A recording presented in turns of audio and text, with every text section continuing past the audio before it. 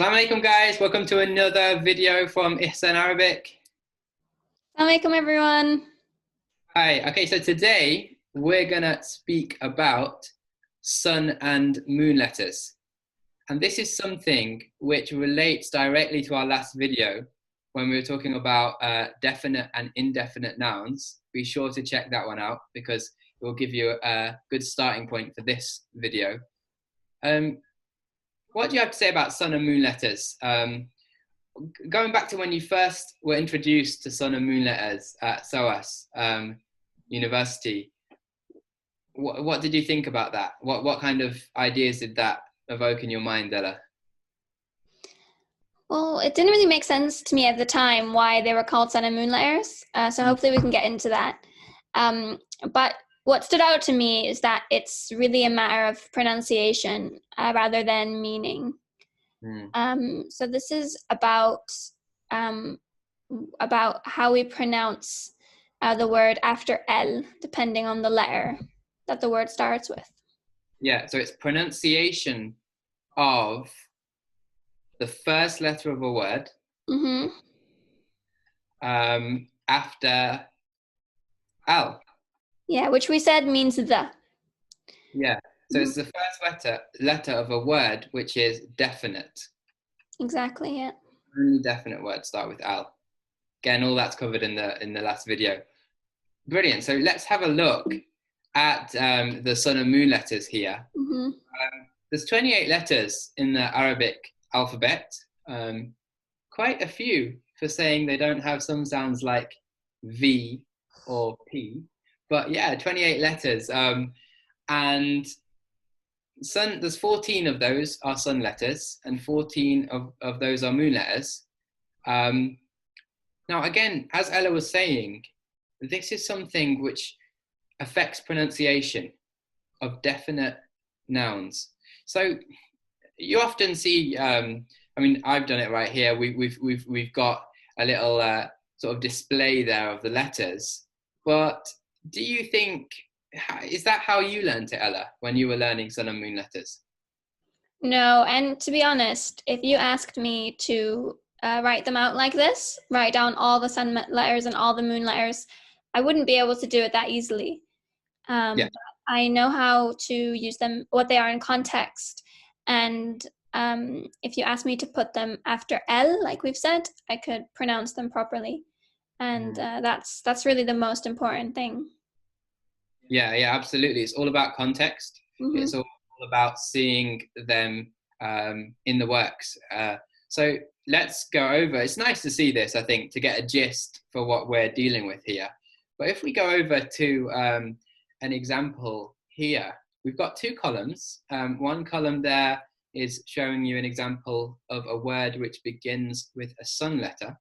And then over in the other column, we've got an example of a word which begins with a moon letter.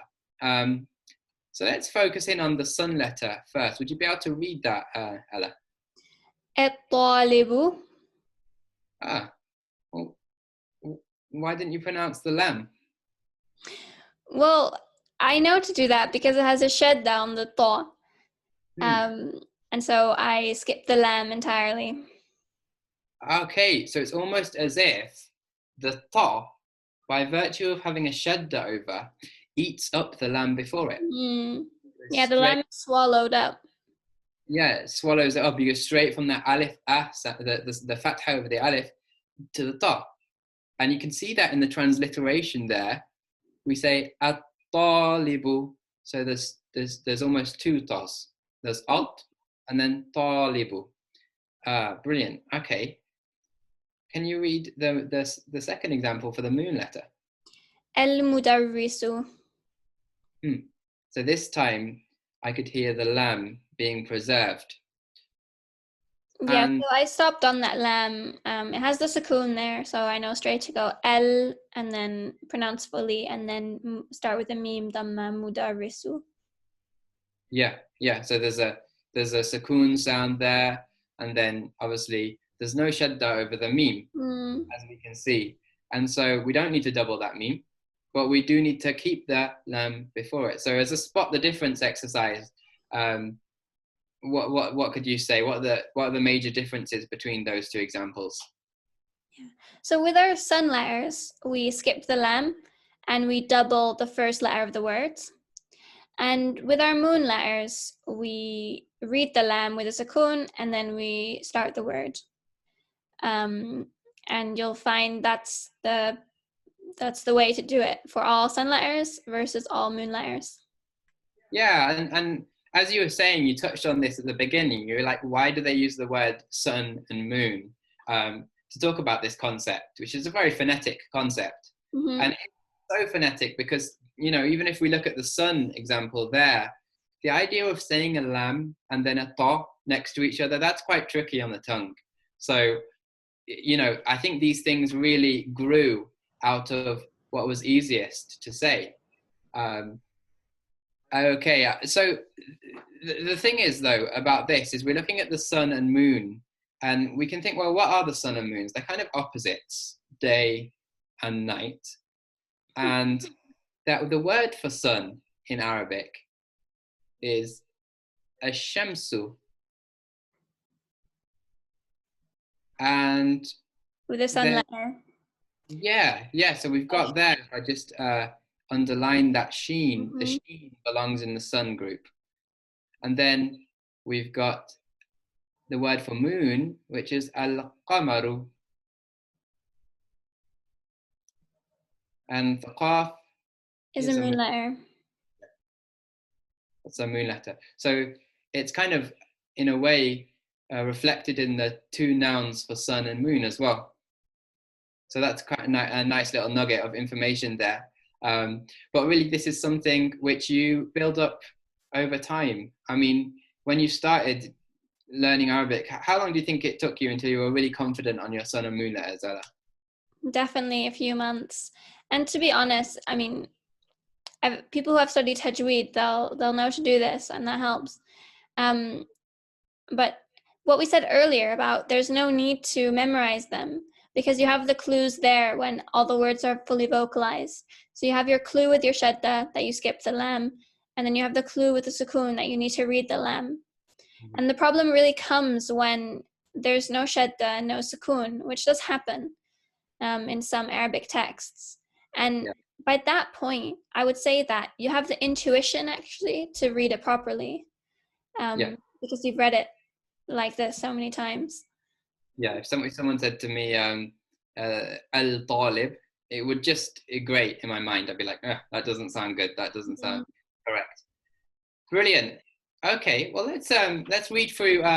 We've got 4 words here, and we'll take them as examples. It'll be nice just to put our knowledge to use, in a sense. Could you read that word, Ella? Al-qalamu. So sun or moon? Moon. Moon, yeah, of course. We can see that all the telltale signs are there. It's got the sukoon, it's got no shadda. Okay, moving across there. Or actually, let's move down to this one here. As-sayyaratu. As-sayyaratu, sun or moon? Sun. Sun. Very good, excellent. And I tell you what, let's read the others and not give the answers, and then people can let us know in the comments. So we've got the word for girl here, girl or daughter as well. Could you read that one, Ella? Al-bintu. Brilliant. And then the last word, which means lesson. That's me. Yeah. Okay. If you could read that. Ad-darsu. Yeah, ad-darsu. So we've got 2 examples there. Do let us know about those examples. Are they sun letters? Are they moon letters? And if you've got any other questions, let us know in the comments. Brilliant. All right. Well, thank you so much for listening. Really appreciate it. And check us out on Instagram or visit our website if you'd like a little bit more information. Always love to get to hear your thoughts on the matter. Sun and moon letters, fascinating topic. Okay, Assalamu alaikum, guys. Ma salama.